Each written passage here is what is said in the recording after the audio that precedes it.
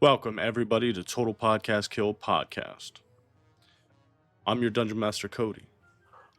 And we got a brand new story for you from the Tales of Norlatia. Gage, tell us who you're playing tonight. I am going to be playing Xexor, a male dark elf. Sorcerer. Wasn't sure if we were saying that or not. Did you say it? I just said it now because last time it was just say your race. Yeah. So I tossed that in. It was still character concept ideas. But anyways, Nicholas, who you playing? I'm going to be playing Havoc Maulhammer, a hill dwarf cleric. And Gary, who will you be playing tonight? I will be playing the role of Fenrir Wiegraf, a male human paladin. So that's our players. So let's talk about current state of the world before we meet these characters. God damn it. God fucking damn it. Same shit every day. That's funny. That's exactly what I was doing. I forgot to turn my ringer That's off. what happens when you have a YouTube channel. You get famous. YouTube channel, get famous as fuck. So, we are in my homebrew world of Norlatia. It's been at peace for a long time. Until recently, troubles are brewing. Shit's a stirring. Something's amiss. This massive rupture happened in Anglar, the largest capital in Norlatia. And demons have begun to spread the land. Taking over? What's going on? Nobody knows. This plague has just started killing people. Larger cities would be suffering right now. Trades have stopped. Let's start with Gage. No. Let's start with Nicholas. Oh, shit. AKA Havoc Maulhammer.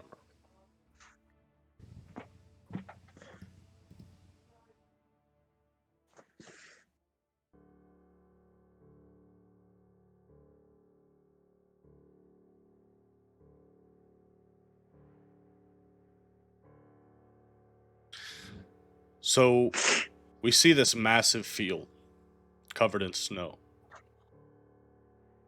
Bodies everywhere. Every once in a while, you hear the crackling of a fire, putting off this orange glow onto the snow. Snow beginning to get so deep that, these bodies look like little mounds of snow. We pan through, we see scarred land, scorched forest, blood still running, mud battlefield. And then one of these mounds of snow begin to move a little bit. As this little mound of snow raises up, Nicholas, tell us who we see.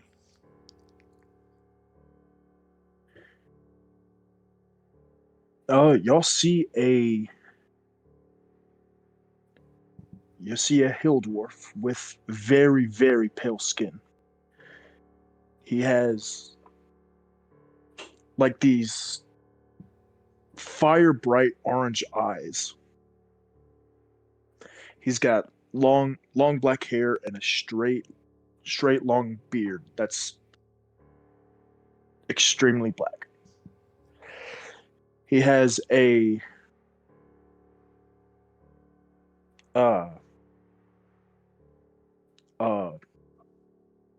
gauntlet on his right hand that is black and tarnished and somewhat fused to his arm. So taking it off is not very likely. He has a scar on his chest that is closed up and has a very what's the word I'm looking for? Like a dim light covering a scar up. And just on top of it are the different faces of the moon, with the full moon being right in the middle of it. Like one end you got a waxing crescent, and on the very other end it's a waning crescent. So as this figure rises up from the snow, you kind of rub your eyes a little bit. Everything's really hazy, your vision's still blurry. For some reason, you can't remember who you are. But clutched down in your hand, you see a pair of, metal tags on this chain. You open up your hand, and you see that crescent moon symbol, but you see the name Havoc Maulhammer. And as you lift your head a little bit, there's this ringing in your ears that doesn't seem like it's going away. You look up toward the line of the forest, and the whole forest looks like it was cut off at the exact same height. Clean cuts, but scarred, burned on the bottom. But you almost feel like you see a woman out there. This glowing light raises with her hand, and then you see another one pointing to the north. You rub your eyes again. Still hazy. You look back and you don't see anything. You look to the north, and it's almost like you see this ray of pale moonlight illuminating somewhere behind the other side of the mountain. And then as the ringing in your ears kind of grows louder and louder, your vision starts to fade. Havoc, are you listening to me? Havoc. As you're kind of Yes. startled a little bit, you open your eyes again and you realize you've been staring into this brazier, crackling with fire. And this kind of tall, thin, lanky elf with this kind of auburn hair and these sharp facial features looks at you. You going to get dinner or what, man? We're hungry. It's your turn to hunt. And he's handing you over this short bow and a quiver full of arrows. It's my turn. Okay. I'll be back momentarily. Get something big. We're extra hungry tonight. So as you suddenly snap back into it, you remember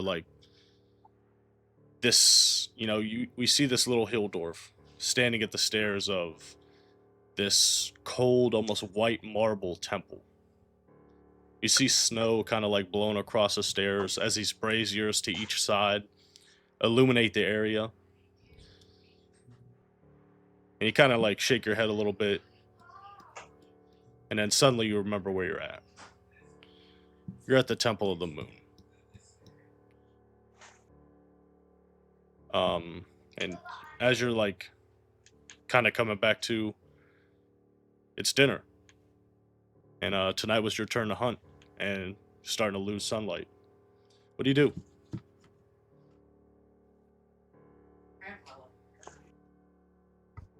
Well, if I was going to be hunting dinner, it'd most likely be in the morning, but because it's late afternoon, it's time to go hunting. So you toss the quiver over one shoulder, bow over the other, and you start walking out into the snow-covered forest. As you're walking through, we'll say half hour goes by.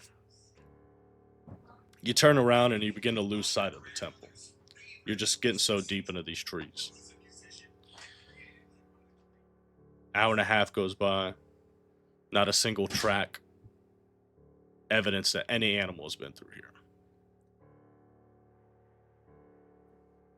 Then you hear like a oh, oh, oh, oh, oh, oh.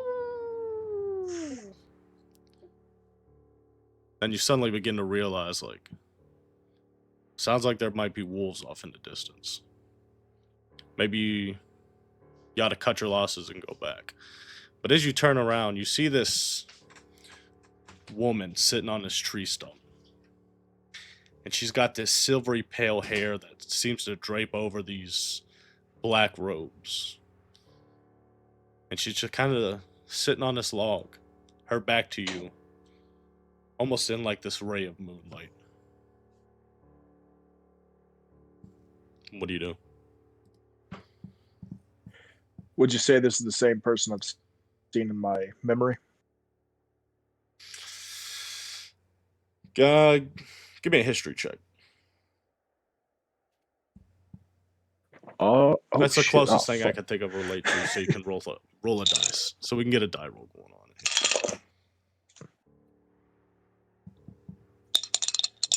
I need to go to my things real quick. History. Oh, good. I get nothing.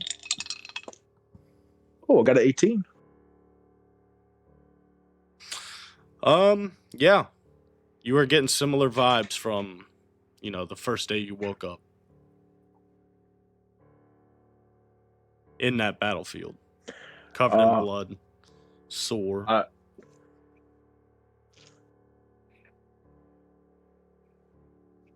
I'm going to walk up, get beside her. Sorry. Let me Crouch down to one knee. Yeah, let me tell you about that real quick. So she is probably about 60 feet away. You just happen to notice her through these cedar trees. So you slowly begin to approach. Say you stop for a second. After you hear like a, oh, like it sounds like they're getting closer. As you turn around to like maybe see if those wolves are in the area, you may approach. She speaks out to you. I begin to approach her.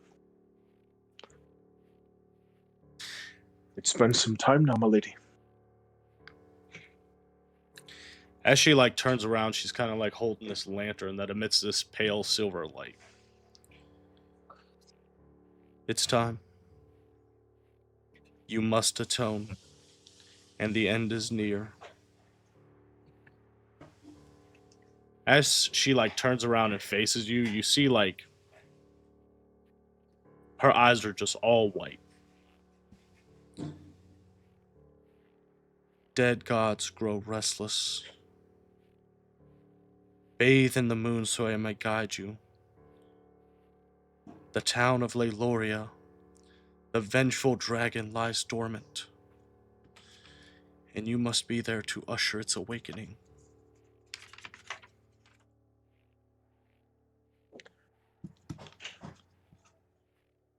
You saying you want me to wake the dragon up? As you say this, you're not talking to anybody. You're just standing in this forest. And then you like look around for a second. And there's nobody there.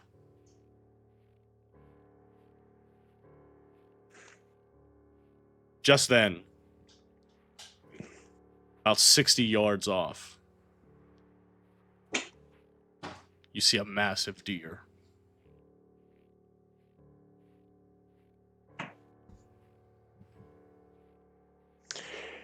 I'm going to attempt to stay hidden. Hopefully not upwind from the deer. And I'm going to attempt to get closer to get a shot at it. So, You go into stealth mode. You creep through the snow. Roll a d20. Just flat. You can add your attack mod on there. That's a 14 plus 2, I believe. Yeah, so you pull Yep, back plus this 2. bow, steady your hand for a second, let it go. Arrow pierces like right through its lungs. It runs off. And, you chase it down for about 10 minutes. And you come to this bluff. And you see over this wide open area, these massive mountain ranges that spread on as far as your eye could see. You see the forest that lays under it like a carpet. And off to the east, you see this, and I'm talking about so fucking far off. But you have, this eagle sight right now. You see this massive swirling vortex with this crackling red lightning that goes through it into the sky. And it's emitting this, low red glow. It almost looks like a sunset. And then you look to the south, beyond the forest, down the river. And to the south is Layloria. Then we're going to fade out from there. And that's Havoc Maulhammer's little introduction.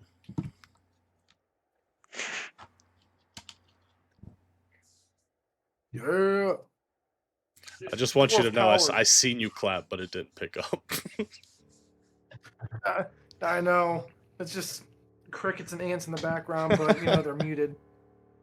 That's all you get.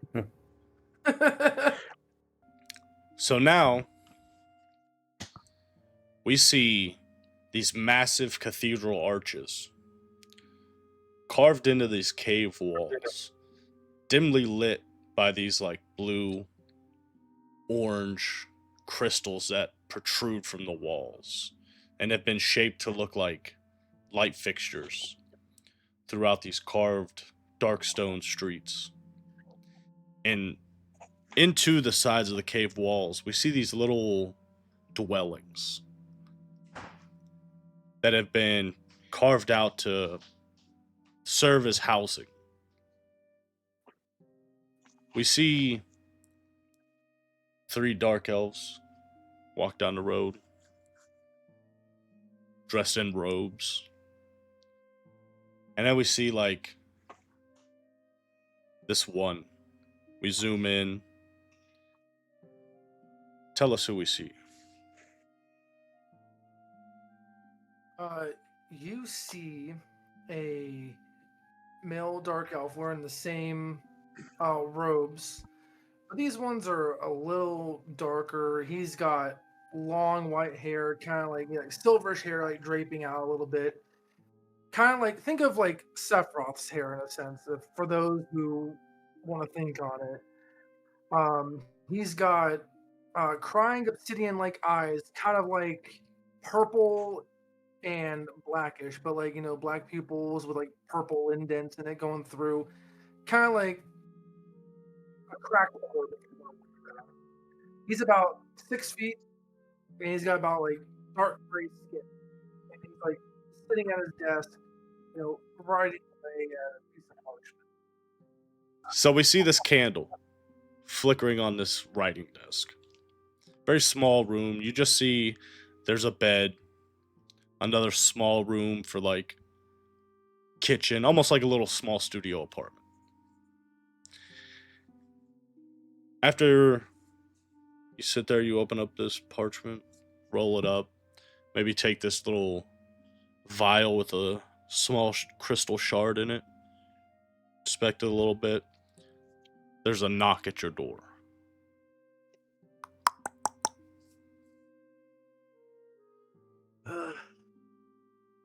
Who is it? He gets up, Xexor, starts walking. it is through. Sahiri. Let me in. 1 second. He gets up real quickly. So yeah, you get up, make your way to the And door. he walks up. So for these walking out would be kind of like the doors would push open, but some of the people in there would probably have a spell lock to put on, only they can dispel it. Okay, hell Kind of yeah. like, you know, wave their hand. That. So he does that, he waves it over and starts pushing over the door and goes, "What is it? What's going on?" We sound in distress. So you see this light gray skinned woman walks in, and she's wearing these black robes, but she's also got this black veil that covers the top half of her face. As she kind of like pushes her way into your door, she like shuts it behind her. Xexor, we must go fast. I've made a grave mistake. You're in danger. What's going on? Explain yourself. There's no time. Get your essentials, get what you need so we can leave. I'll help you. What do you need? And she like goes over and like picks up your bag you carry around every day and like pushes it into your chest. He's like, okay. And he's just, Look, I'll tell you everything. Let's just go.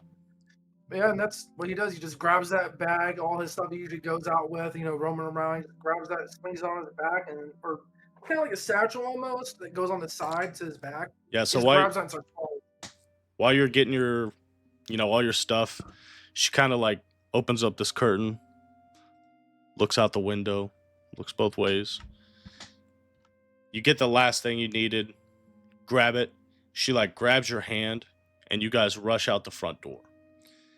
As we're rushing down these roads carved into this cave, you go through, take a left, hit this tunnel, start going through. You know you're on your way to the chasm of the first fire. As she comes out this tunnel, you see this massive open area. And then there's like guardrails that go around this rectangular path that leads into like this just empty chasm that goes down to nothing. You guys go over to these massive 50-foot, stone doors at the bottom of this massive cathedral arch. And she takes you over to the left side of it, and she like runs her hands along the wall, and you see these like symbols begin appearing.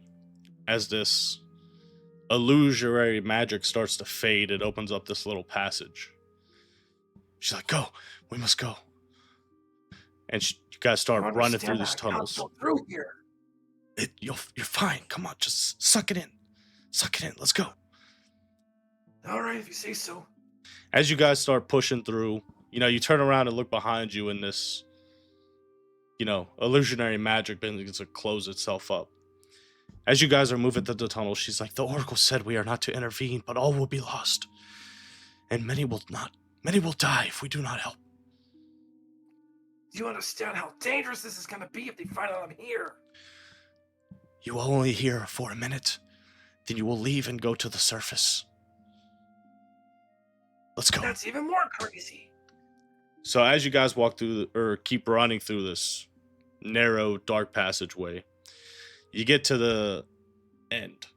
And there's this massive, like, blue glow. It's just so blinding to you, like eyes that have never seen sunlight.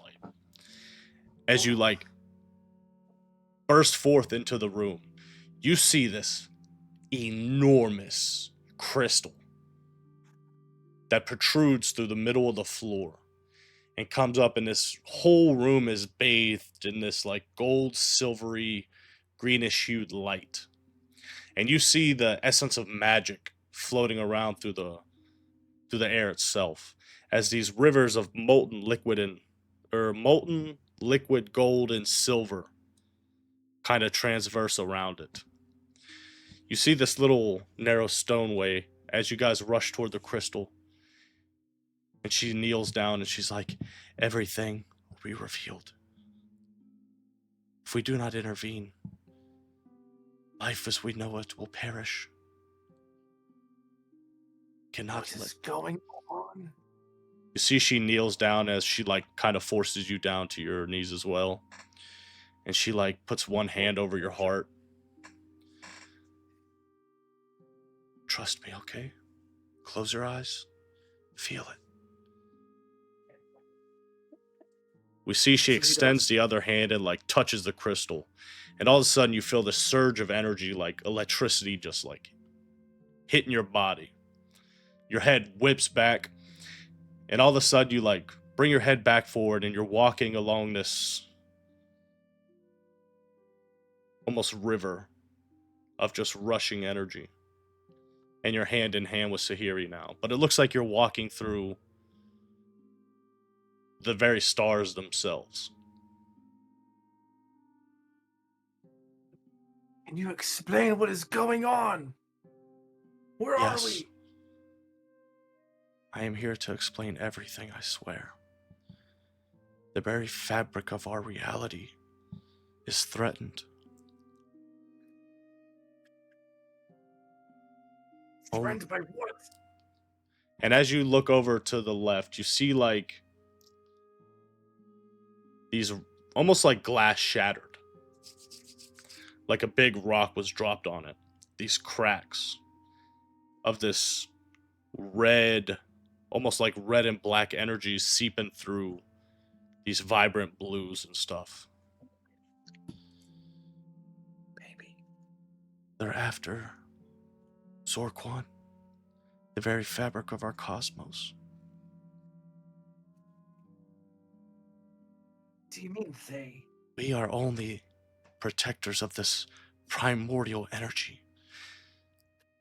Now, everything we know is starting to shatter and decay, and the others say this is the natural flow of the cosmic, and we are not to impede on its death and its rebirth. But it's not. I know it. I see it.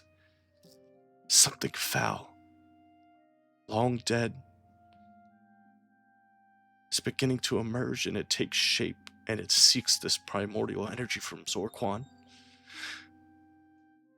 You must go to the surface, to the land of Leiloria. You must awaken our dragon kin.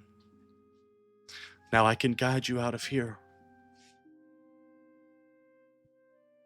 But it will be your... Sorry, go ahead. You kind of see him like shake his head, and he's just like, Are you mad? No one has really gone to the surface. Leiloria? What are you talking about? They have brainwashed you, Xexor. Open your eyes, you can see it. It's here right before you.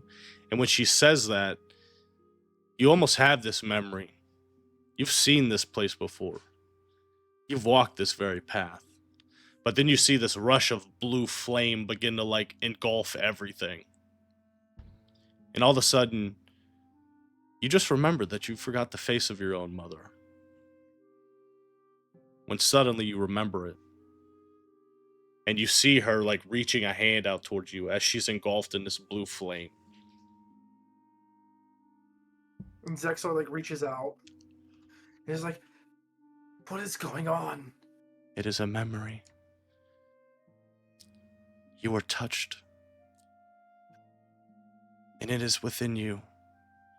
You have the power to rise. Stop giggling. I'm sorry, you said I was touched. I was thinking the same thing. I was like, I'm going to touch you. I was going to say you were touched by Zorquan. And then I was like... I had to stop myself. You stopped and I was just like, go on, please. There was so much silence. Like, somebody please finish that sentence. Look, this is no joke, okay? The world is in danger. Not just the world, but the very fabric of the universe is beginning to tear. And then, like, she flicks you in the head when you make a childish joke about being touched. No, that wasn't in character. That wasn't fucking in character. And all of a sudden, you see this scorched land. Everything just looks black and red.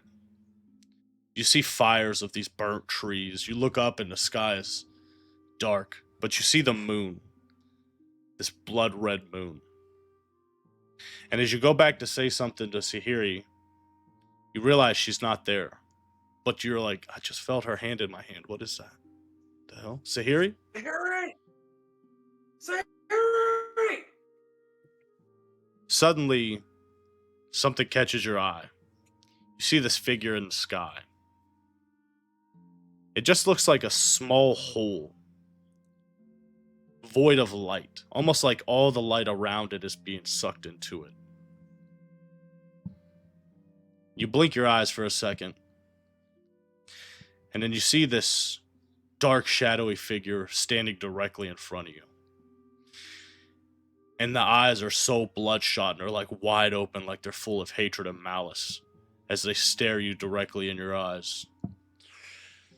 Many have tried.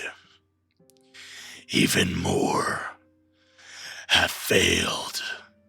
And then these like tentacles shoot out all around and they like start to penetrate your body as you feel the pain of them stab into your chest, stab into your stomach, stab into your neck.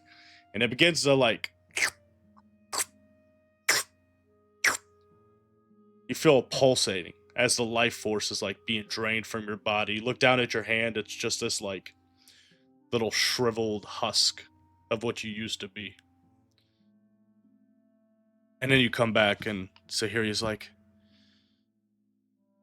you've seen it, didn't you? You've seen the end. You've seen its rebirth. You've seen the land molested by fire and hate. You've seen it all. And felt it too. But why'd you have to use the word molested? Because it means more than just what you're thinking it does. Yeah, it means unbothered. Well, that makes me unbothered. But the pain was Or- real.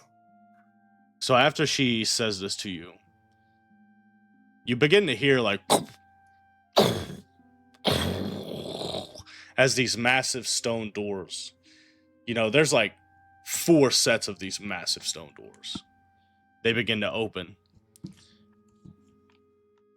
You're not there yet, so you don't see that, but you feel and you almost like hear what's going on in the room. And she like turns her head. It's too late. They're here. They're here. They're going to kill you. They're going to feed you back to the energy. You must leave. Go to the surface. Find Loria. And then you open your eyes again, and suddenly, you're sitting there with Sahiri, her hand on the stone, one hand on your chest, and you begin to see this energy spreading through her skin. First, it infects her veins, and it begins to like let off this light green glow. It begins to crack her skin, and you see it spread to up her neck, and then you begin to see this glow come from her mouth, and she's like, go. And remember, I love you. And you see like the veins spread through her face and then go into her eyes as her eyes begin to glow. And then her skin begins to turn to dust. And you see these little green motes of energy begin floating into the crystal itself. As you hear this loud, ghastly wail, as you're back to sitting on this stone, as these doors are like...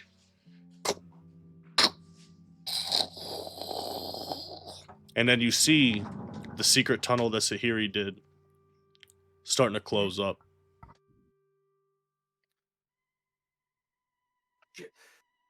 God damn it, Sahiri. And he's gonna get up and just like get up and fucking start booking for that bitch. Like he's gonna start running as fast as he can towards that door, Indiana Jones style. No, just trying to go as fast as he can. I'm probably gonna have to roll something, aren't I? Watch me get like squished between those goddamn doors.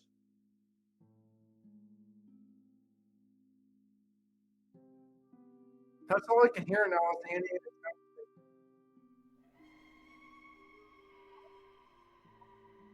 Oh, God damn it, that fucking thing again. Yeah, get the fuck out of here.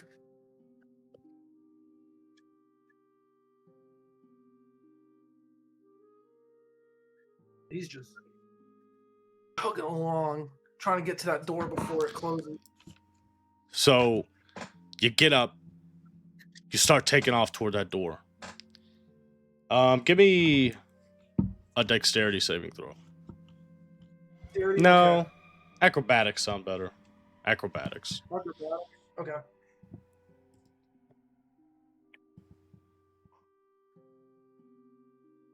I got a 5 total. As long as it's not a natural 1, you're all right. Okay. So you get over there. Takes you a little longer to get through than you thought it would, but you hit it. You get in there. You take off back through that narrow passage. You come back out to the front of this massive cathedral. And you see whatever was coming in is you hear the third inner door grinding open. You look back, then you just take off running. For some reason, you feel like you know where you need to go. You begin running down these hallways, passing over these roads, going over these bridges, through these tunnels, till eventually you stop seeing so many crystals. Then imagine it like cuts to black. Then we see, as it comes back in, we see Xexor like fighting on this subterranean crab that has these weird tentacles that are like, grabs him up. Cuts to black again. Then we see him like running and like turning his head, looking around these different ways. Cuts to black again.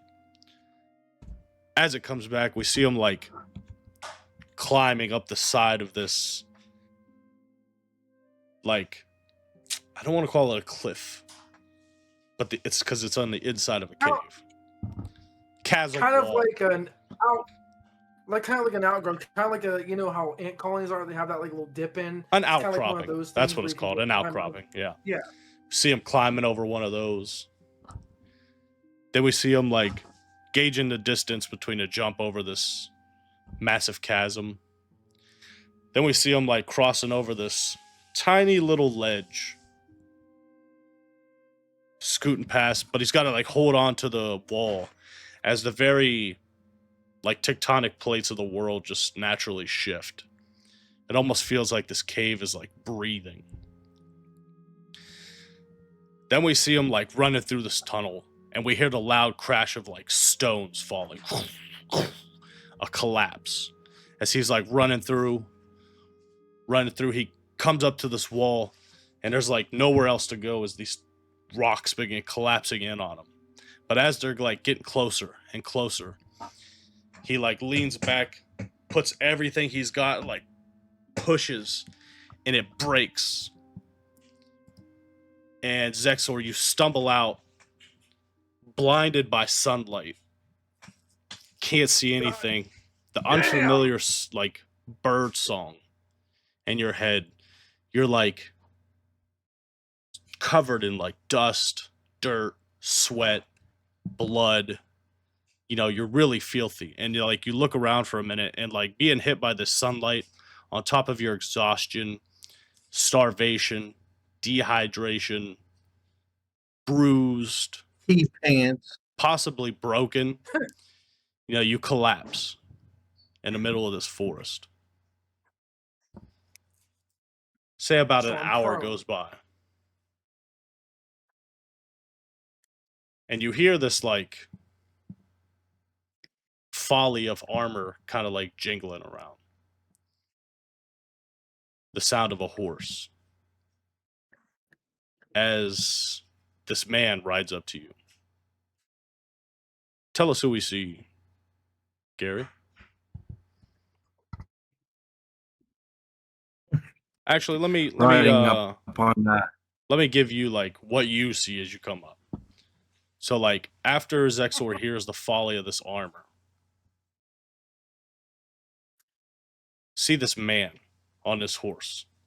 I imagine He's been riding for a little bit now. Comes up ahead in the path. This is a beaten path off the road. There is this. How tall are you? Yeah. 6 foot. So you see this 6-foot elf covered in blood, sweat. Stones and dirt since he have been would be, like pushed out of this little cave. I was As you gonna ride say, up, since he's like face down, you wouldn't know like he's a dark elf until he goes up, and it's just like, oh, what the fuck? yeah, that could be. But as you ride up, tell us who we see, Gary. As I'm riding forward, up on this horse, you see this large. I'm 6'3". He's 220 pounds. He's got short brown hair.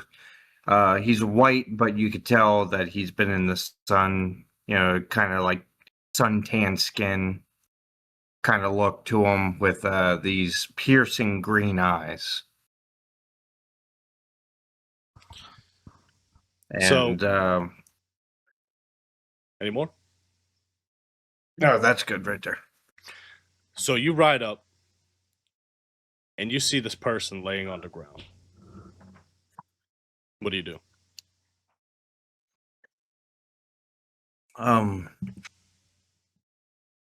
See, I'm analyze the body to see if there's anything distinguishing about it. See if I can judge what type of race this thing might be. Yeah, he's facing back behind you in the Peter Griffin pose. His back is facing towards you. So you walk up, and maybe his hood had fallen over his head when he come out of this cave. You snatch the hood off, and you see this white but very dirty hair. And what is it, light gray? Your skin? Yeah. He is dark gray. He's got dark Dark gray gray? skin. In this dark gray skin, but he's so covered in like dirt and like the dust has been matted to his sweat that it's hard to tell.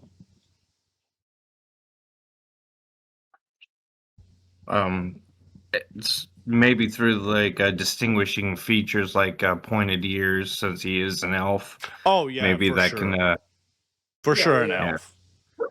Elves aren't too uncommon I'm just up here. saying that because I'm just saying that because I know Elvish as one of my languages. Oh, so cool. Generally seeing him as an elf, I'd try to communicate in Elvish to see if he responds. I'll say, hello, who goes there? Dad? Ugh. He like puts his head up and puts it back down. Just call him Dad. Yeah. I thought you did. So He like kind of looks over. He's like, "Oh, you're too white to not be my dad." And his eyes are like half open. He's just his voice is like more hoarse because he's like thirsty and like, his lips are dry. He's just like, So yeah, we'll say you like, you raise yourself up, and your mouth is so dry that your lips are cracked. You've lost what little bit of weight you had to where like your face looks like it's sunken in, and your eyes look sunken in, and you just you see this sickly looking elf.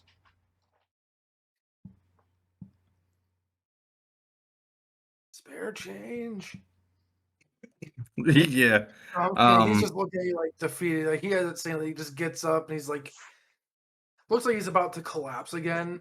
Because if you think about like this, you can obviously tell he's from the deep reaches. No one's actually seen anyone from the deep reaches ever. Well, that's what I was about to say. If he tried to do like a knowledge check or something, this has never been seen before.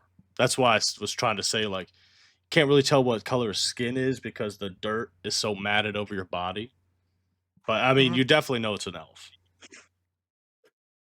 But outside of that, your eyes are like, I imagine they look a lot different because you've never seen sunlight, so they're real like milky almost. Yeah, I mean, I would say so, I guess, because it's like the purple and black. But since he's like exhausted and everything, so I would say yeah, it's like the film over his eyes. Well, He's seeing fucking flashbanged by the sun. seeing how this person is matted and defeated in front of me the way that he is, I end up picking him up and I'll put him on my horse. I'm gonna take him back to the town. Yep. So after he And was like, "Daddy," you see somebody in need, and that's kind of what you've been raised to do. As your father being a part of the guard recently passed away not too long ago. You see somebody in help, and you feel compelled to help. So you pick them up, throw them on the back of your horse, hop up on your horse. You're going back. Your little escapade was cut short, and as you get back, let me get some town noises going on. Yeah, since he's like frail and all kinds of fucked up, you just pick him up like ease, like you're picking up a fucking piece of paper. Yeah, as you get back, we see. Shit. Not used to your character names yet. We see Fenrir riding this horse through this like one little narrow like dirt road as he rides it past this cornfield. See a windmill off in the distance and a farmhouse with a barn and a couple silos. An older farmer kind of like tips his hat to you as you pass by. Then you get into like these small little nice natural stone houses, and then we see the palisades that wrap this keep in the Duchy of Leiloria. Mm. And then it like, imagine like if it was a camera, it kind of like fades back till it comes to like a bird's eye view. And then we see like 2 weeks later. So now when we start, we're going to fast forward like, I'm Fenrir, I'm Xexor. So now you two are going to be, already established, known friends. Up to you. Like, would you say, you're kind of like the head of the household now? Your mother's kind of like become reclusive since your father's passing. Would you bring him into the keep, or would you like, I'll buy you a room at the inn? Like Well, the since mother since like reclused into the house, so we can't really get in there. She's like locked herself in. So I mean, I could probably break in if I wanted to, but I'm not trying to do all that. So I was figuring I can have him stay in like the medics barracks. Okay, that Because works. I'd imagine we would probably have like a small military base on site as well.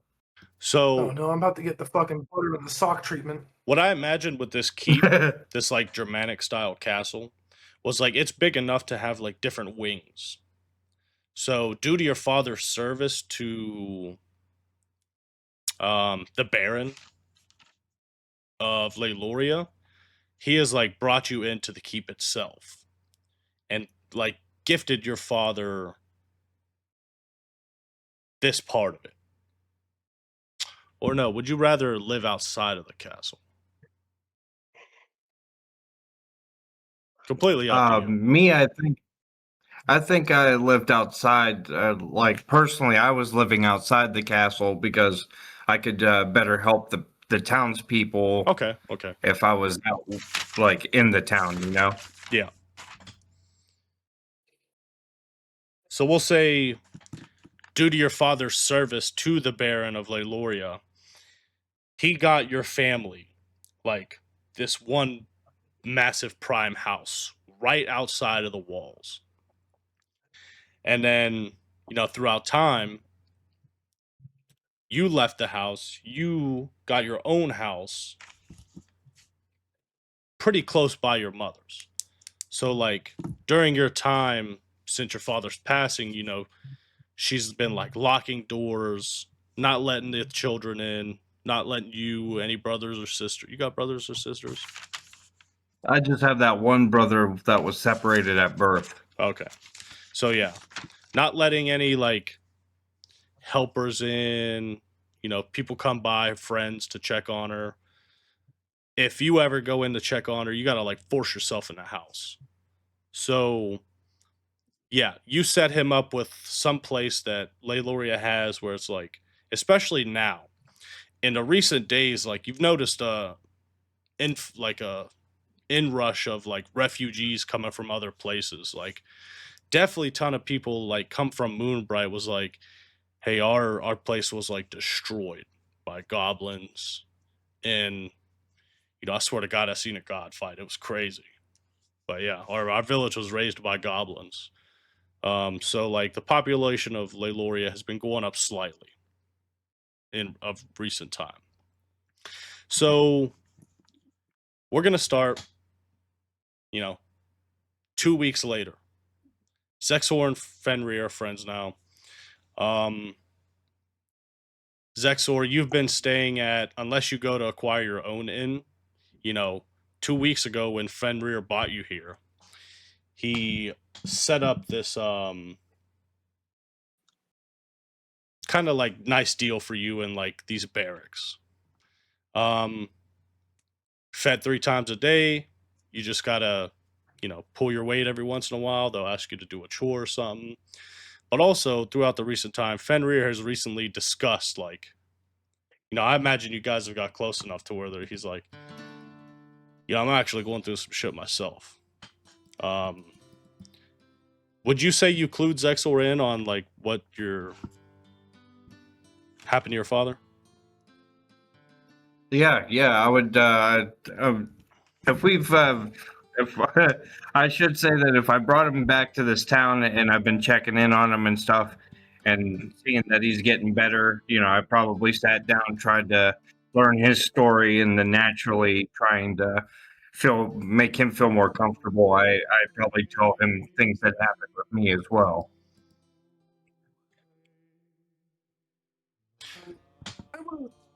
I would assume since Xexor all the time, being in, like, the deep reaches and not going out there knowing things, most time he'd be in his room or scared to be there. He doesn't go much out there because there isn't much in the deep reaches. So, like, he would be secluded, he'd be fed, do his thing, try not to be hidden because he doesn't want the attention on him because no one's really seen or know someone from there. So it's like he doesn't want to, like, cause things, I guess. But he would do what he's asked. Yeah, 'Cause he so was safe. Fenrir told you his story. How long ago would you say it was at this point? A year? Yeah, probably a good year. What, today's the anniversary? Ooh. So, Oh yeah. shit! So you get up, do your morning routine. What does that look like for Fenrir? Fenrir starts early in the morning as a right now town's guard, a paladin of service. First thing he does early morning, probably around 4 o'clock, he would get up and head up to where they have like the prayer or chapel inside the town, and he would pay homage to Torm. Yeah, so you get up, you go inside the walls of the keep, and they do have, like, this temple in there. It's more like church style inside the keep. But you see this massive statue of this warrior. missing his left hand with this sword kind of like in his hand, but the blade is facing down. And a couple minutes go by, you begin to say this prayer to Torm. Fenrir? Yes. Not to interrupt prayer, but I do believe we found word.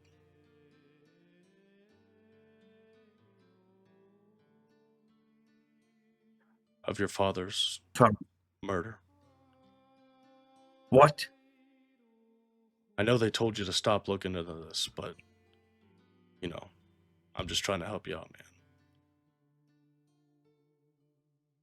So that symbol you were telling us about, the black hand, do you have that still? And he like pulls out this piece of paper, like wrinkled up and shit. And when he opens it up and you pull out that tattered cloth that you found at the site where your father was murdered, you see the same symbol. The black hand.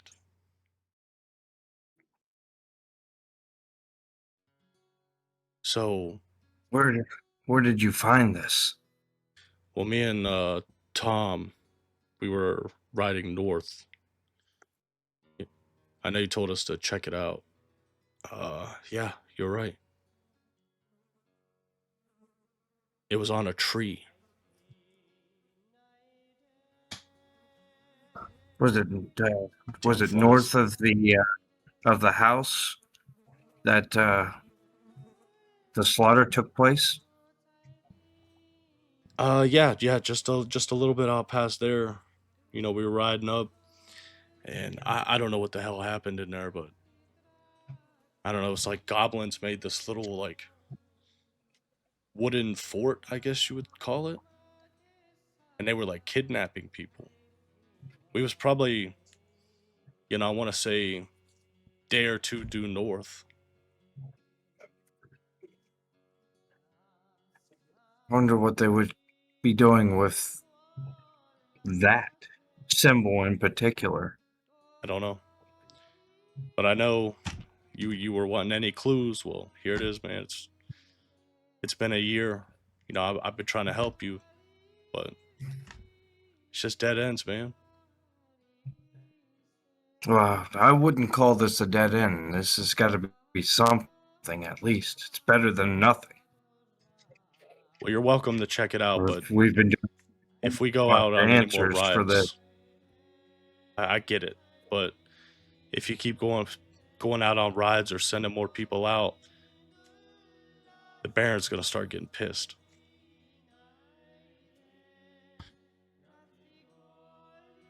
I understand that, but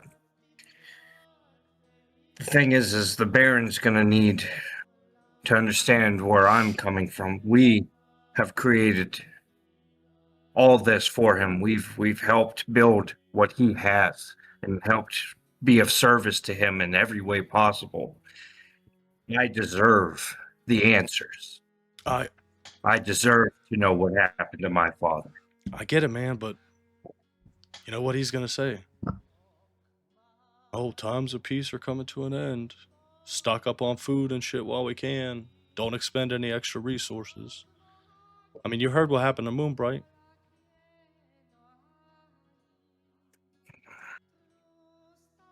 Unfortunate what happened to Moonbright, surely. But anyways, I will not befall it. Like I said, if you want to check it out, be my guest, but I can't send any more people out there. I'll go take a look at it myself. I appreciate you and the time that you have given to me. You know, did anything for your family, man. Hey, how's your mom doing? She good? Unfortunately, because of today being the day that it is, she's especially become even more reclusive than normal. Unfortunately, it's been about 3 days since anyone's been able to make contact with her, but we can still hear her crying from outside the house. All right. Man, you hate to see it. Well, hey, how about you take that little grayskin freak out with you? Anyways. Anyways, I gotta thank get you. back to my duties, so I'm gonna get out of here. Well, do take care. Be safe. So he goes away. You continue your prayer. Let's go back to Havoc. Havoc, you've been traveling for days. Following Selune's guidance, you mainly travel at night. You make your way down the mountain, make your way through the snow-covered forest. Maybe you even pass like the original place where you first remember waking up. Days go by. For some reason, you don't know where you're going, but you know where you're going at the same time. You get out of the snow, becomes a more tepid area. You come up to this area. You see the trees have been cleared. There's small dirt roads. And off this dirt road, you see these like wooden spikes that have been hurriedly put together to form like these makeshift walls.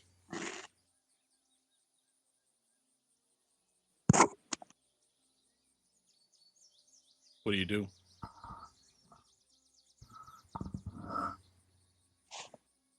Are those spikes at an angle where it's like trying to keep something from coming in, like that? Yeah. Built in the ground. Built like that. If you were to like approach it like that. That's what I was thinking. Yeah. I just couldn't think of the word for it. I was going to say barricade, but that's not. They are about, yeah, I think it's just barricades. But they stand about, 7 foot high.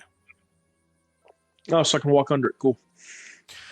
Well, no, I mean, yeah, you could, but you could use it as like a teepee or a makeshift shelter. For me, bunghole. Wait, is this going around the city of Leloria? Here, let me, no.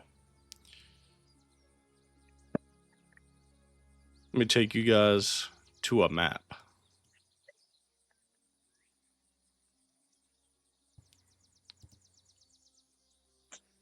I was muted. I said a whole new world. A whole new map. I said it more majestic, but I kind of fucked it up. No proof. Muted mic. No proof. Shut up. So Perfect W. off or the M's. road, I'll say probably about an hour's brisk walk through the forest. Again, you're kind of just, for some reason, you know where to go, but you don't know where to go. But something inside of you is like telling you to come this way. Look at this. So you go through the forest, making your way through thick brush, trees and whatnot. You see this camp that's been well protected with these wooden spike barricades that go all the way around in a circular area where there's one entrance in and out. What do you do?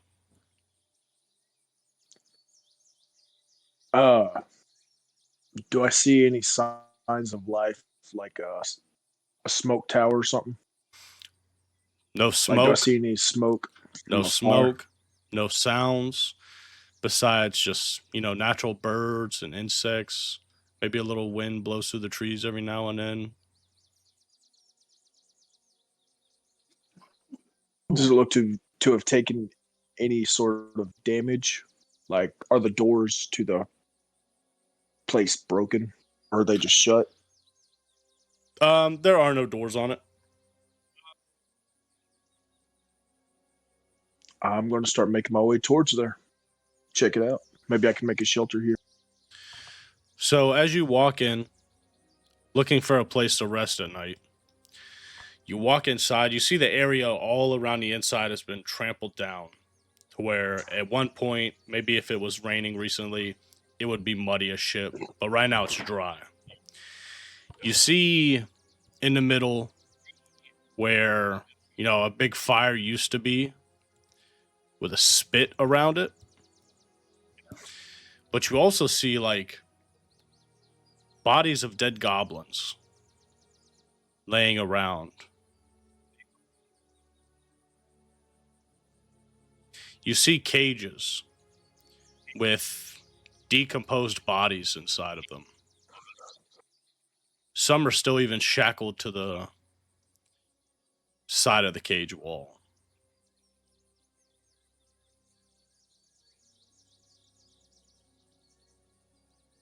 I hold on to my holy symbol and I say, Selune, give me strength. As I start walking around to observe and try to get a feel of what happened here. Give me an investigation check. Or perception. Either way, I think it's a minus on both. I'll take a perception.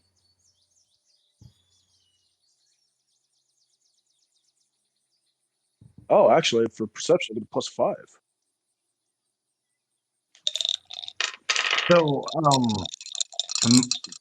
quick question, Cody. Yep. That's a 14. At this point, would I have converted over to Atonement? Or would I still be following Torm at this point?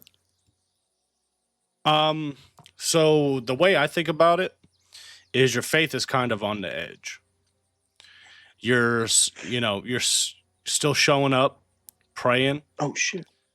but still your answers haven't been met with anything. So right now I would say there's a seed in your head like, is this guy even actually going to do anything for me? Like, I'm doing everything he says. I'm getting no answers, guide my hand, help me find my father's murderers, anything. And you're met with nothing. I'm just in that turbulence right now. Yeah. Okay. I made a mistake, but I'll keep it. What's up? I rolled the wrong fucking dice, but I'll keep it because I fucked up.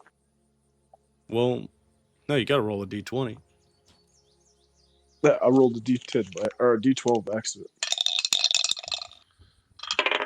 Roll that. Oh, that doesn't help. I still get a 14. All right. So you walk in, you look around. All the goblin bodies look like they've been decomposing for about at least 3 weeks to a month. Kind of walk past one and you hear like the zzz, like flies all around it. As you walk past them, you scatter. Then you notice this symbol on one of their like little shields. You pick it up and it's this black handprint on the shield itself. Kind of like wipe your hand down a little bit. Then you realize it's dried blood. Throw it back down to the ground. Walking around. You're getting the idea like this was a goblin camp. You check out a tent and you just see like nasty little furs laid down in the bottom. Rusted blades.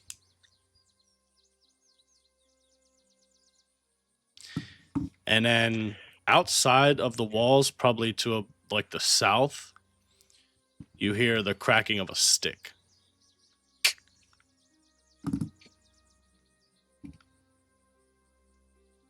Like I'm other going footsteps.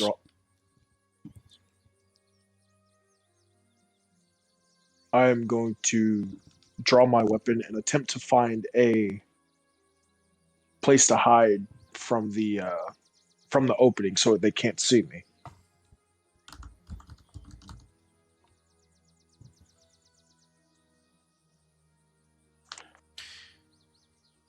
You pull your weapon, go around, get down, get behind one of these tents. You wait there for about 5 minutes and nothing.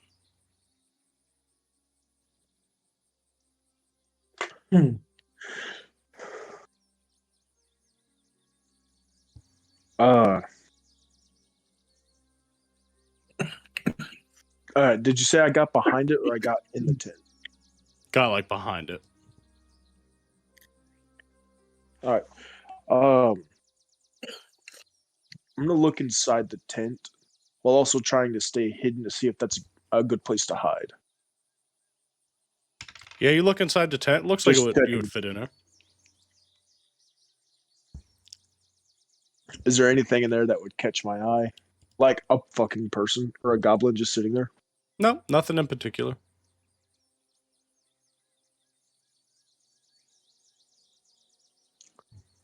I'm gonna shimmy my way inside this tent. Attempt to hide from whatever I was hearing. You climb inside the tent, sit down, wait for another 5 minutes. Now you begin to hear footsteps coming from the entrance of the wooden barricades that you walked into.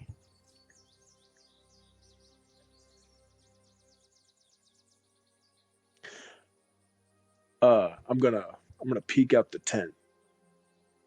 Give Just me a little bit, just to see if. Give me a stealth check.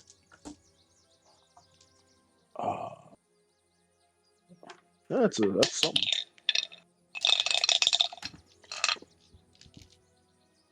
That is. Well, no, that's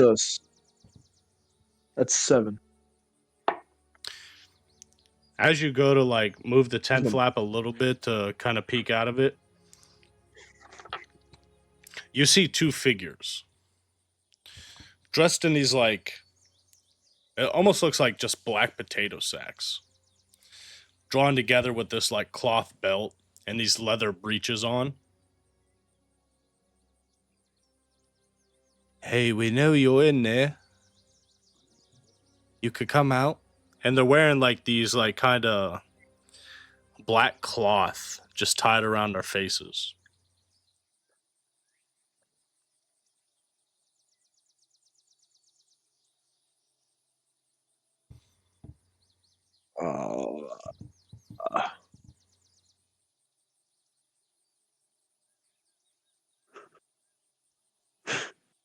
I'm gonna shimmy my way back inside the tent like that, like they didn't see me. Come on, friend. We just want to talk.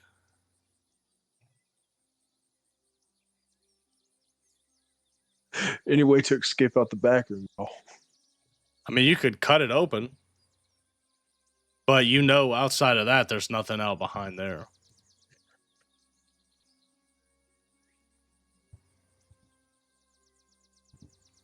All right, then.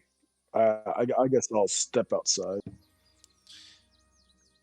You step outside, and now that you're getting a better look at these people, you see tattooed on their forearms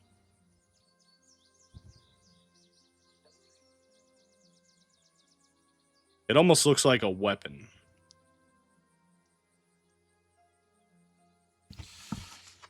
You see this symbol here.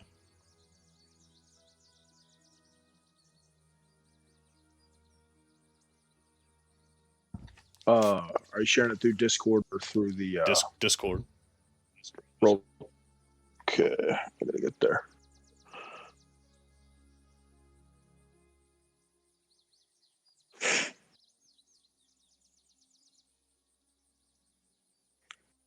Looks Just like gonna a- say, I promise I wasn't trying to do anything.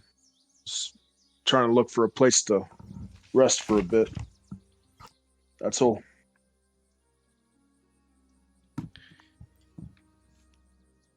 You could drop the charade with us.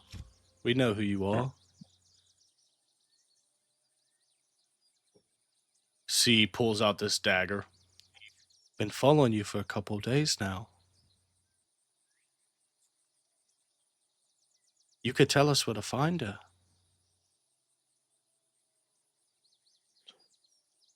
Fine. You see they like pull down these masks and they have these like black teeth. Roll for initiative. Fuck. Shit.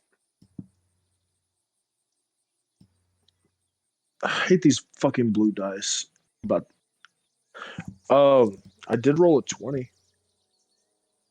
with the +1 to initiative, but I'm gonna switch up these dice because I can't fucking read them.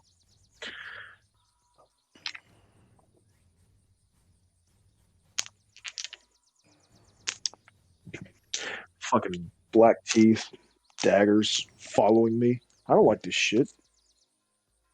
This shit likes you. Ugh. Apparently.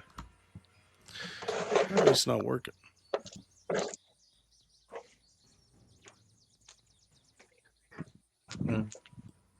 Aaron. Mm. Took the sword and just. Yeah, I should have been using these dice. It's a lot easier to see these. I was trying to use my new blue dice that I had, but the numbers on them are blue. They mix in too good. Where did you bring that video or the picture of the?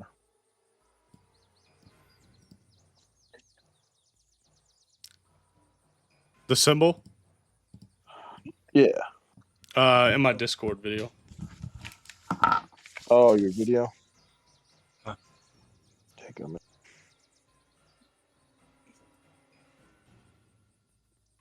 I'm gonna send it to you after this so you know what it is. Yeah, because I've run Discord on both Xbox and the thing, and I don't want to mess up the audio. So you got a 20, you said? I did roll a 20, and I also have a +1. So yeah, you see, we know who you are. We've been following you. Pulls down this mask, and he's got like these black teeth as they pull these daggers and start advancing toward you. What do you do? I'm also going to pull out my shield, and I don't know exactly who you're talking about, but I'm sure we could just talk instead of having to fight.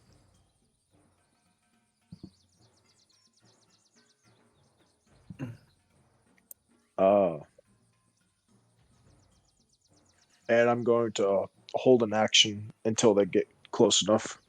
I don't know how far off they are. We'll say 10 feet. You were in the tent.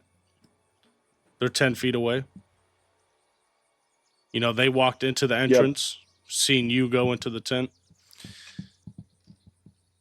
Now it's quite all right. We're going to take you alive so you can take us to her. You know what we want, and you know where she is. Again, her. I don't know exactly who you're talking about. And he's going to run up beside you, take a slice at you. He has entered my space. Yep.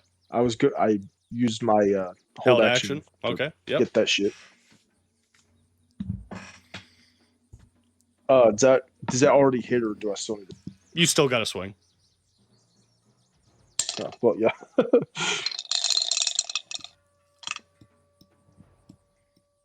That is a 18 plus 2 for strength. Sorry, proficient. Where's my?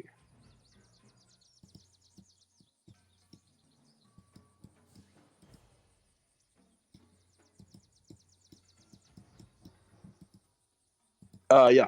So 18 plus 2 plus proficiency plus. If you're using D&D Beyond, that's 22. all added in for you already.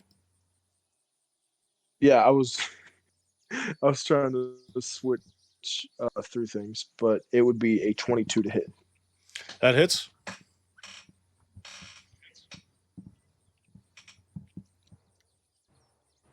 And That's 4 plus 2, so 6 damage.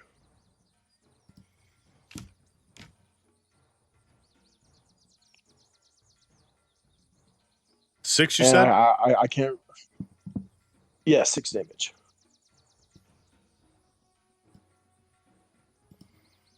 All right. Anything else? No, that's it. So, well, wait. It's my turn, anyways. That was your held action. He's going to continue his swing on you. 17. That hits.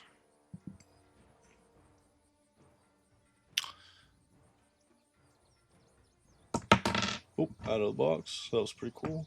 That is. Oh, shit. 5 damage, 5 slashing, plus 1 necrotic. So 5 slashing, 1 necrotic.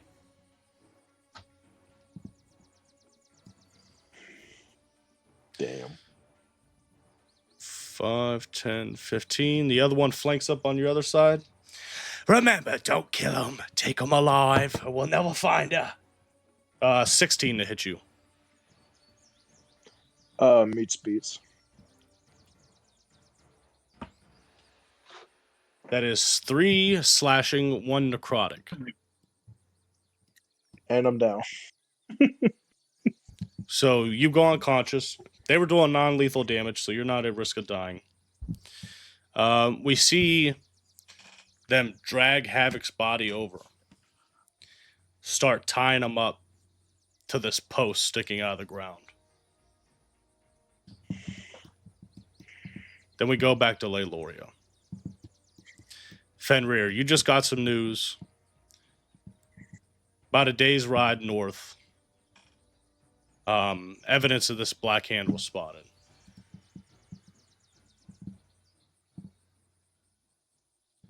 What are you doing? Upon hearing about the information,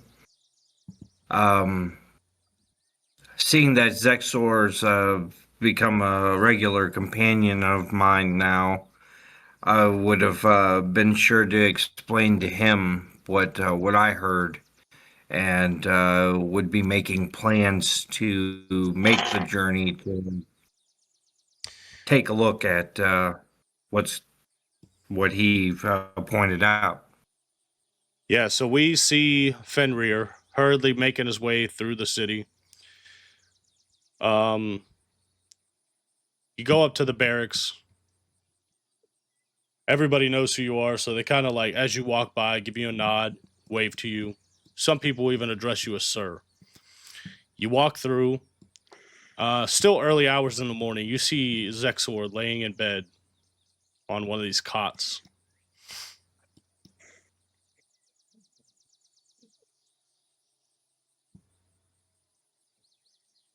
All right, I push the door open and I look at him. Give the door 3 good knocks.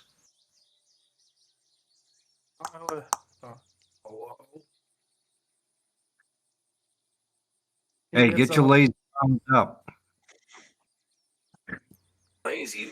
What are you talking about? Lazy? What the fuck? You see, he like gets up, grabs his bag as normal, throws it over, and goes to the door and cracks it open a little bit and peeks out and it's just like, yes. So, I finally got some information. It isn't much to go on, but something's better than nothing since we haven't been given much lately. But apparently, about a day's travel north, there's been spotted some sights of the Black Hand. I'm gonna go check it out. Wanted to see if you're gonna come with me. He raises his hands like, here's one for you. If you don't But, get your smart outside. Yeah, yes, sir. Yeah, like you see him, he shuts the door. You hear him going to. You hear him like you hear him going through stuff, grabbing things, and he just leaves. Like, shuts the door. Oh, guess I'm coming. I don't want to All be here. right. The racist. Right. So you collect Xexor, make your way to the stables out in front of the keep. Oh, Fenrir, good morning. See, Morning, stable hand. Yep, a young man there holding a pitchfork. Got these overalls on. Can I do you for today? Wanted to come and borrow a couple horses. Going on a little travel. He looks around. Is this sanctioned by the commander by any chance?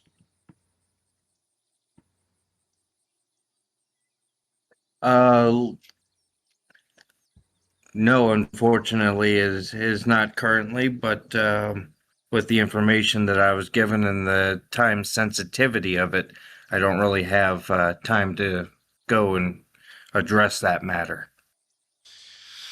Fenrir. He told me not to let you have any horses. He said, quit chasing ghosts.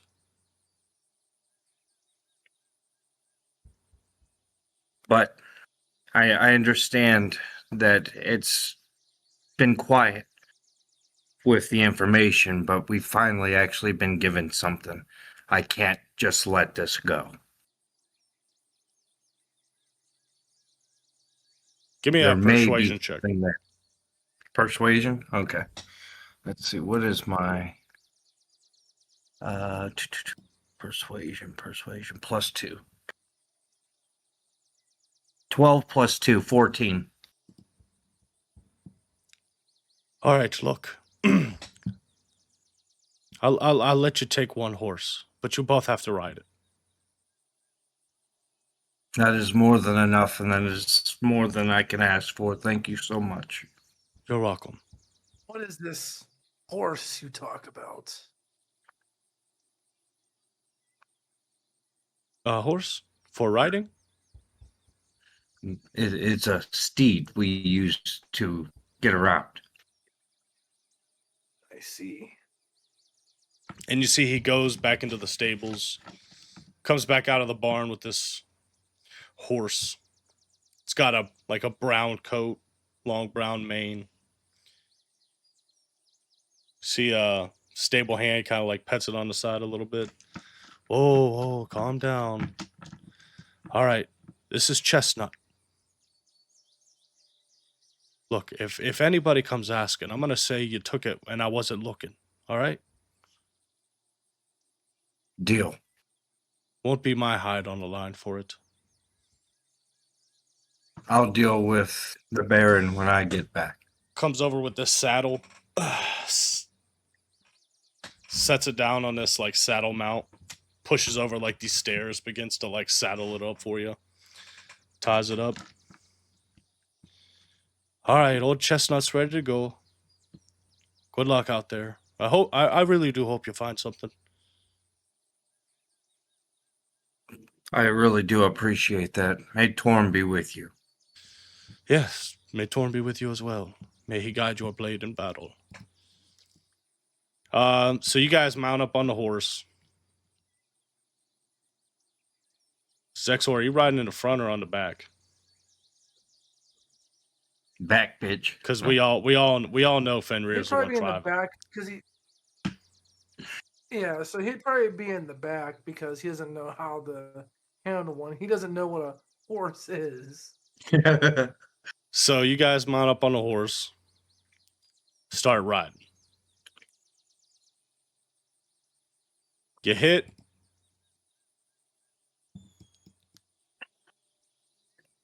About a day goes by. You come up to this tree line on the edge of the forest.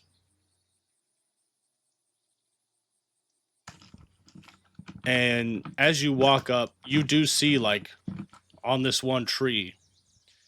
It's faded now, but it looks like what used to be a black handprint.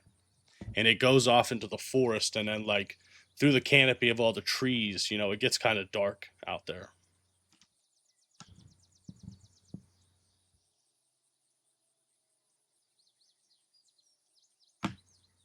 So it's getting dark out or whatnot? No. It's probably about like afternoon right now. But like out here, Okay. before you get under the trees, like on the tree line, nice and sunny. But under the canopy of the trees ahead of you, it's like shaded by the tops of trees. Okay. I do have a. I only have a tinder box. I mean, I could light a match or something. It's not that dark. It's just All right. covered in shade. Oh, okay. So I just have to get a little closer to look at it. Yeah, it's like a shady forest. Well, you see the tree with the black hand on it.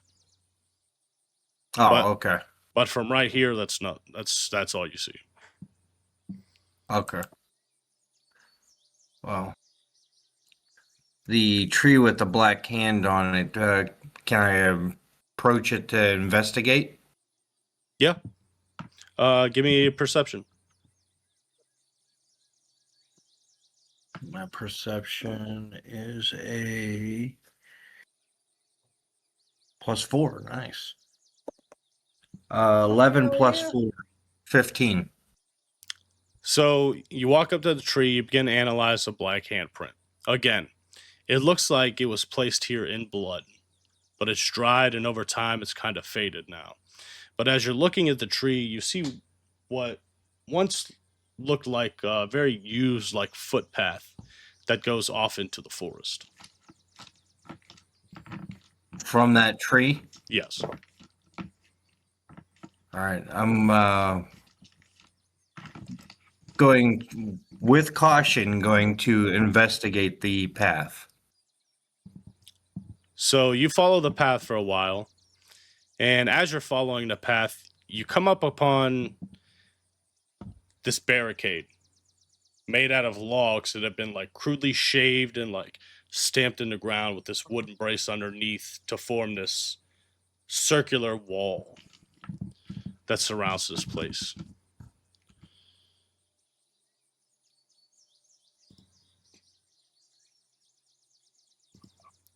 Mm-hmm. And from the Where outside, exactly? I'll show you exactly where you guys are here in a second.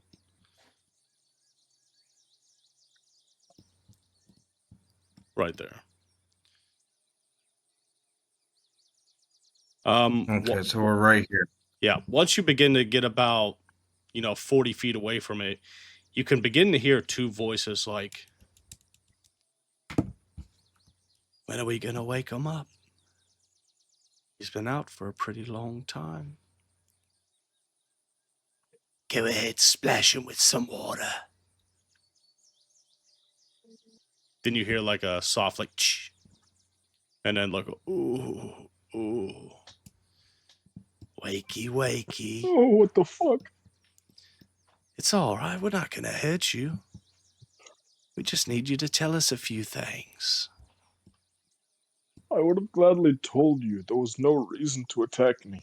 Oh, there was indeed.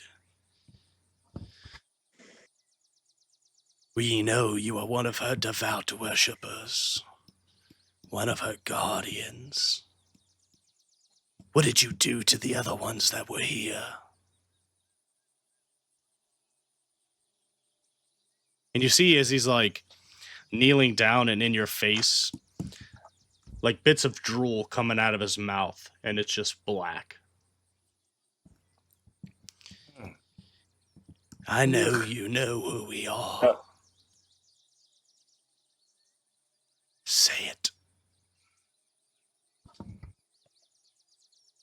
A Going vampire. to, going to assume this is the Black Hand. These are your people. Lets off this The like wide goblins? grin. No. And he points over there, and you see like a human body that you didn't notice the first time. The members of the Black Hand. We just seek their aid. We will see the death of her. And we will rise anew in her place. Tell us where the temple will is. No, we won't. Which one? You know which one. See, he pulls out this sickle and like drags it along your cheek and makes like this small cut. That's fucking rude. And then he like licks the sickle. Oh, That's fucking gross. I could taste her in your blood. Ugh. You're a walking ghost. Lead us to And yet I there. still look more alive than you do. Fenrir and Xexor, you guys hear this conversation happening from the outside. Xexor. Xexor? What did I say? Yeah, Xexor. Fenrir and Xexor, you guys hear this conversation from outside these walls.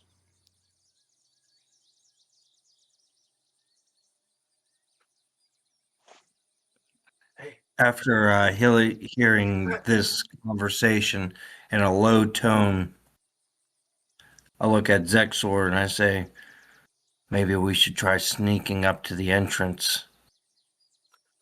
Good idea. Give me stealth checks. So I guess, yeah, so try to stealth my way to the front there. And disadvantage, but I got +4. Makes no damn sense. I got a 9. 15 +4 and an 18 +4. Yeah, I'm fucking rocking. Nice. So you guys sneak up to the entrance unnoticed. Fenrir, you peek around the entranceway and you see these two men have this little dwarf, hands tied behind his back, but around this post. And they're sitting there, and one's kneeled down in his face. You killed the other members of the Black Hand. And I felt like she told you we had a rendezvous with them. I haven't done any fighting in 2 weeks. I was traveling. Here I am finding this place. Goblins dead. People chained up, decaying. Flies everywhere. Smells like shit. I just want to help. And instead, I get attacked by you two twat waffles. Mid-sentence, he spits in your Ah, face. fuck. Oh, fucking God. Your god will bleed. Goddess. Still a god. She will bleed. Can I, And we will take her place. As we usher in a new age. Can you do whatever you want. can we, let's see, what could I do here? Maybe, we gotta save Havoc here. I heard So- him say black. Fenrir, say right black now, hand. while you're sitting here, kind of like, oh shit, what do we do? I heard Black Hand. I've got this Yeah. tattered piece of cloth with the black hand. You hear like somewhere in the back of your head, almost like you think Xexor's talking to you. Xexor is talking to you. Fight.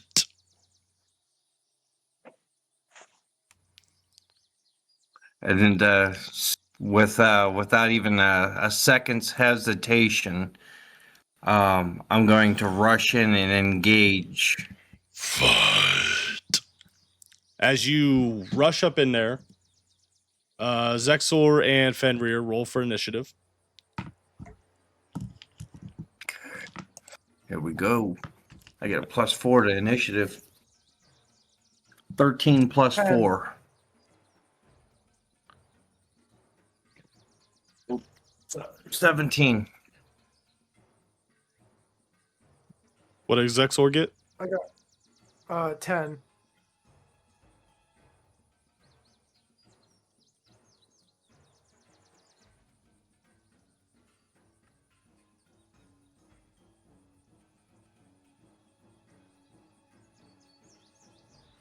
All right.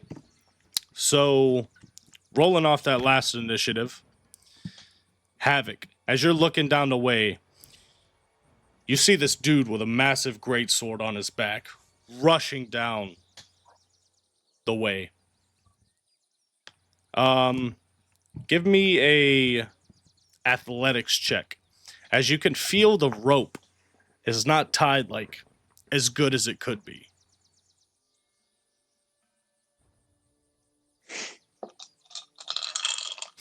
All right. Also, give yourself 5 hit points back, as it's been like an hour since they knocked you unconscious. All right. That'll put me at. You said athletics. Athletics. That's a 15 altogether. So you're sitting here, you're struggling against these ropes, and you could feel them start to get looser. Let me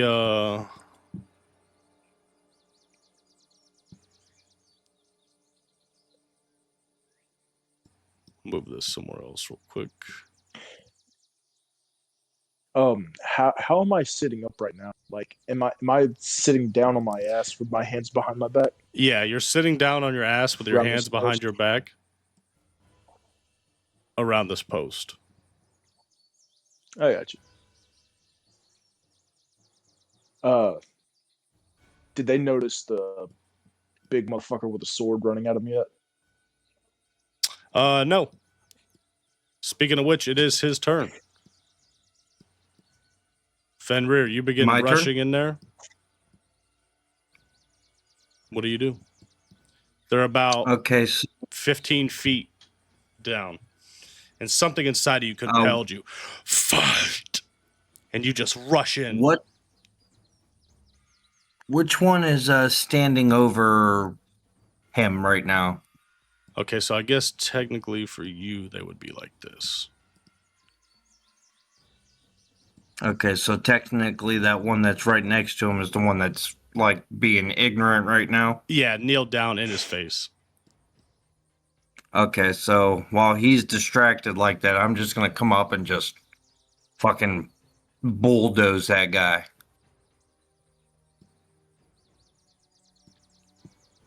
You're gonna like shoulder charge him out of the way? Or great sword him out of the way? Yeah, I think I might just like baseball swing my fucking great sword at his ass. Hell yeah. See if I can send him flying.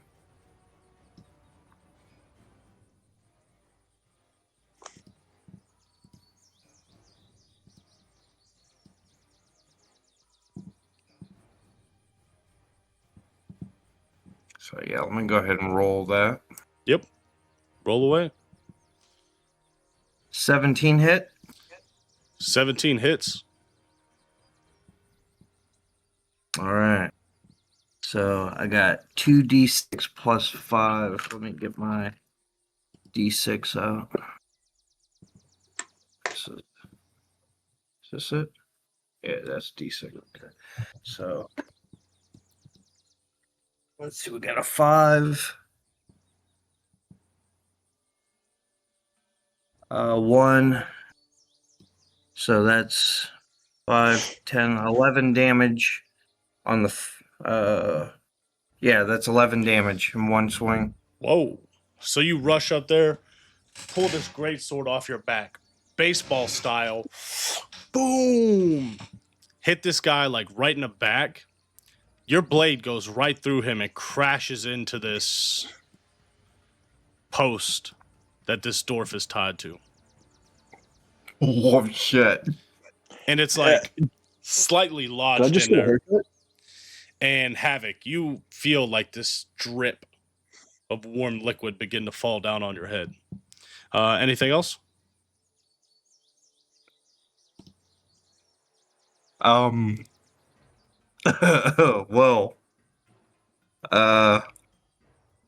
geez. I didn't expect that. Okay. But let's see. Oops. How about can I use a medicine check on the dwarf?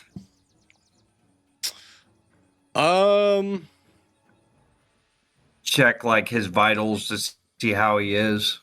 Yeah, you can. Yeah, give me a medicine check. Analyze him real quick. +2. Let's see. Oh, that's a nat 20. +2. He's conscious. He's he looks like he's cut on the cheek, Damn. bleeding.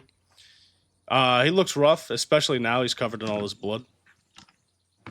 But he looks like he has a bit shocked. 5 hit points. Break a shit. in the Okay, pants. can I he doesn't have much health to begin with, but I guess I'm as a bonus action, I'm going to go ahead and expend 5 of my lay on hands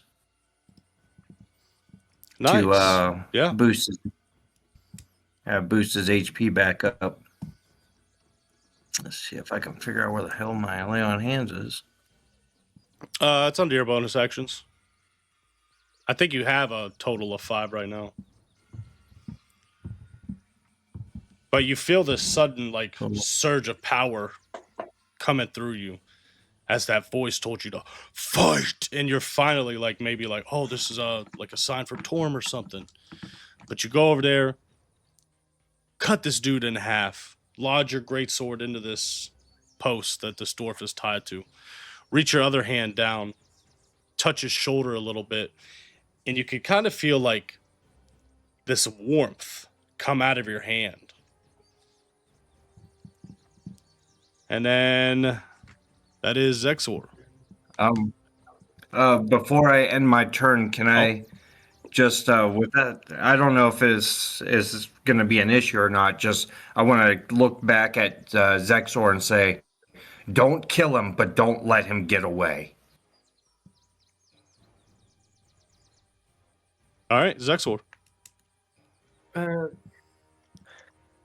And then as Xexor sees him run and do that, and he's just like, there goes the surprise.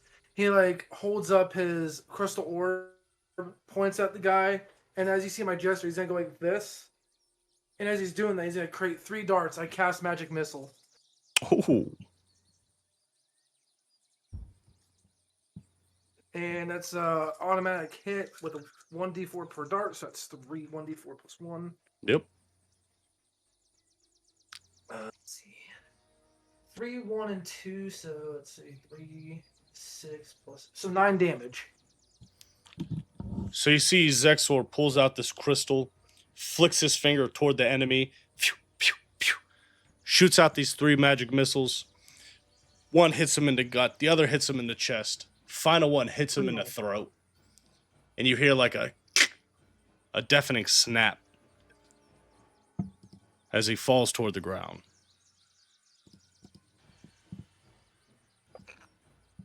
Xexor, no. And you guys are out of initiative. I didn't know that was gonna kill him. Normally these don't do that. Fret not. These individuals don't deserve it. They don't deserve your pity. Now, And he's gonna run up and join can them. one of y'all fucking untie me? All right, I'll take my my blade and cut the binds that are holding the dwarf, and I outreach my hand to help him up. As he's doing that, I'm gonna have Xexor go over to the one he accidentally killed and check on him and check his person to make sure if there's anything that could be valuable for Fenrir, as he said, because he said he needed to make sure he was alive. But obviously he did not survive the magic missile. Fenrir, you slide your greatsword up the post. Cut the ropes that was tying him there. Reach your hand out, help him up. Xexor, you go over to this other cultist and you start running his pockets. You find 2 sickles, 5 silver, 3 copper, a potion, and a letter with a cracked wax seal. Cracked, so as in like it's already been opened. Yes. Okay. So a cracked wax sealed letter. Yeah. And the wax So- seal is a little handprint pressed into the wax, broken in half. I was trying to type as fast. I got 5 silver, 3 copper, 2 sickles, a cracked wax sealed letter. Anything else you said? What was it? I mean, if you're taking everything too, they have leather armor on. And you said a potion. Can I do an Arcana check to see what kind of potion? Yeah. Also, is that the loop between both bodies, or is that just for that one? Just the one I'm running his pockets. I mean, you could double You it. They see got the Xexor, same like, thing roll on them except for over. the wax, the letter. Okay. Well, I'll run the other guy's pockets for the So, change, but that's Gary about got it. the first nat 20, and I got the first nat 1. Like, obviously, I don't know what the fuck this is. Actually, you know what? This is perfect timing. So you're checking out this potion. It's a small little vial, cylindrical vial. Pop the top off a little bit. Smell it. It's got this sweet smell to it. You dip your tongue into it. Swish it around your mouth. Give me a Constitution saving throw. I wasn't gonna do that, but okay. You said Constitution saving throw? Constitution saving throw. I got an 11. You now get turned into a chicken. No. You are poisoned. I'm gonna say fuck that. I'm using my heroic inspiration already. Hey, Hmm. use them. Use them while you got them. So I'm gonna roll that again. That was even worse. I got a 3. No, and I can't heal you because I used my 5 points to heal his ass. It's all good. I a good thing we're close to- want to let you know, too, that the save was a 12. So, on initial poisoning, we're doing our own little poison rules. You take 1 point of poison damage. As you feel it begins to, like, burn your throat. A little spicy going down. I see. Now, every 4 hours is going to tick another D4. So, you untie him. Dwarf gets up. You guys check these, what these people have on them. So it's 2 potions, 4 sickles, and remember, D&D Beyond got that party inventory now. So I would recommend carrying as much as you can and trying to sell it. 2 sets of leather, 4 sickles, another one of these vials, and 5 more silvers. Yeah, we could definitely take those. Maybe have an apothecary appraise the poisons. Maybe we get a couple bucks for them. Not sure what this could be, but don't drink it. And again, while you are So running we're these doubling it. So it's people's pockets, oops, they have a tattoo on their bicep. I'm going to try to recreate this in here. It's not going to look the same.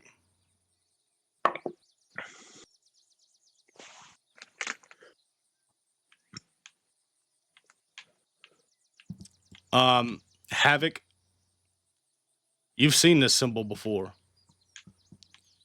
This is the symbol of the cult of the blooded moon. You're aware of their goals and what they wish to accomplish. And what that means to you and shit like that.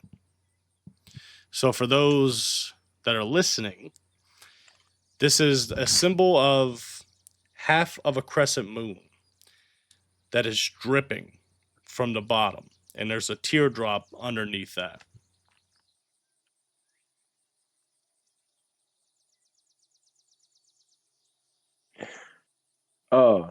After I wipe my eyes from all the blood that dripped on me,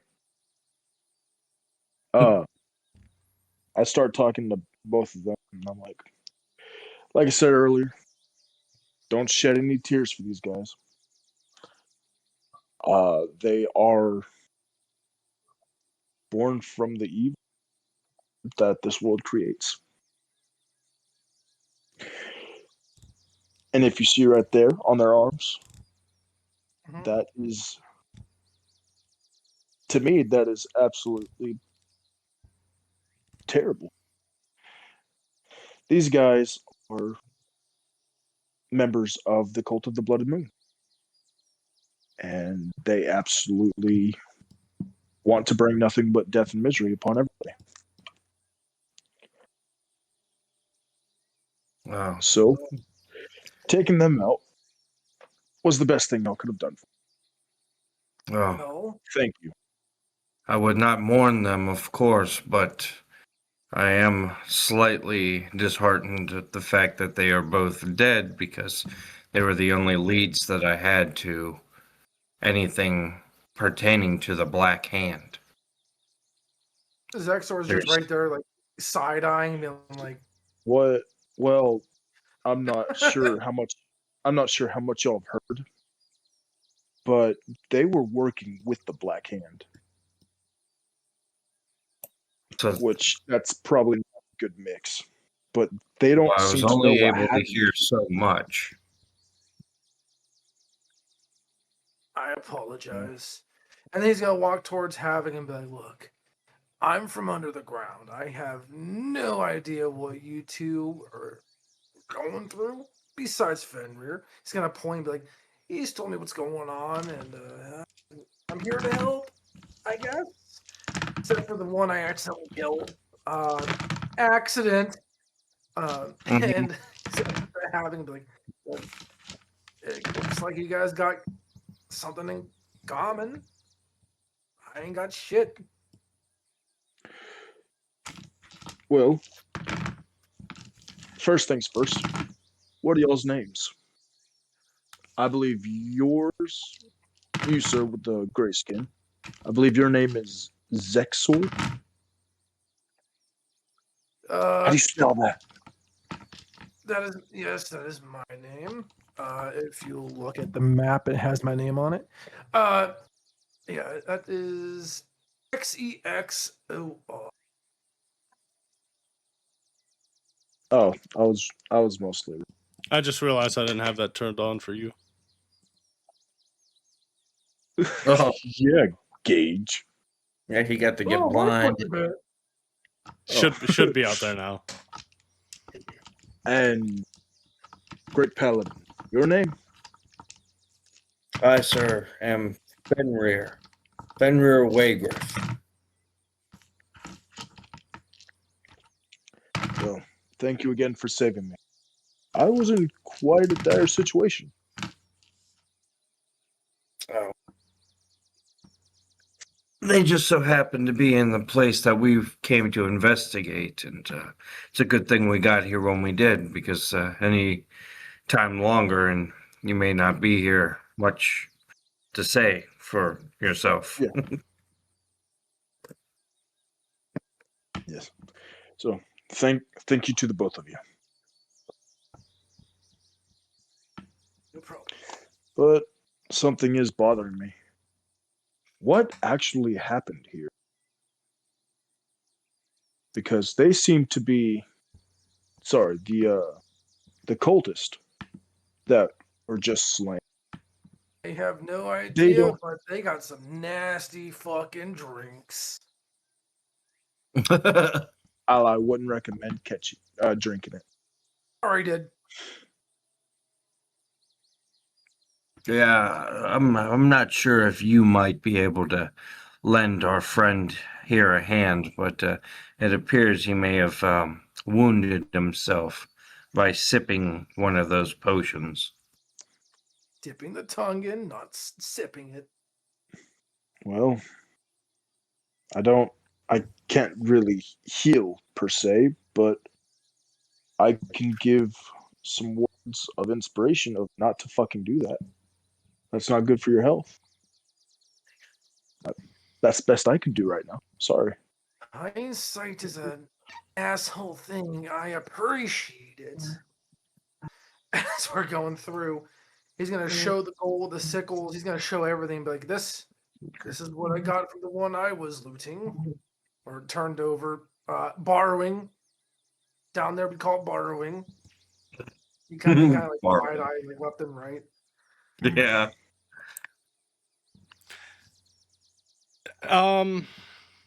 Do you think you'd be able to read common? I know you have could. common I know it's one of the languages you know. Do you think it would be something that was like easily picked up for you though? Because I imagine Not in the deep reaches there wasn't too much common going around. No. It would be like it was used here and there just in case people got through. It wouldn't be typically used, so it's kind of like it's like Spanish to me, you know. I know some of it, but not all of it. So Xexor's holding this letter up. Who's taking it? I'll definitely inspect that, especially with it having the black or having that hand on the seal. Yeah, I'd so like to you look at it. further investigate. You know, you see this little handprint on the wax seal has been cracked. You unfold the letter, and it states, "After the fall of Moonbright, we'll have what we need. Make sure our alliance with the cult of the Blooded Moon goes as smooth as possible. For next, we will see the fall of Leiloria."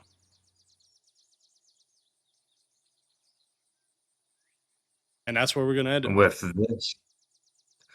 Oh. Damn. Okay, cool. Damn. Thank you, everybody, for listening. This has been session 1 of Tales of Norlatia, the Dead Gods. This has been Gage, Gary, and Nicholas. And we got a little treat coming up for you guys. Right? Aw, shit. I like This, treats. this story is the treat. No. It's a good treat, though. Damn. It keeps me on my toes.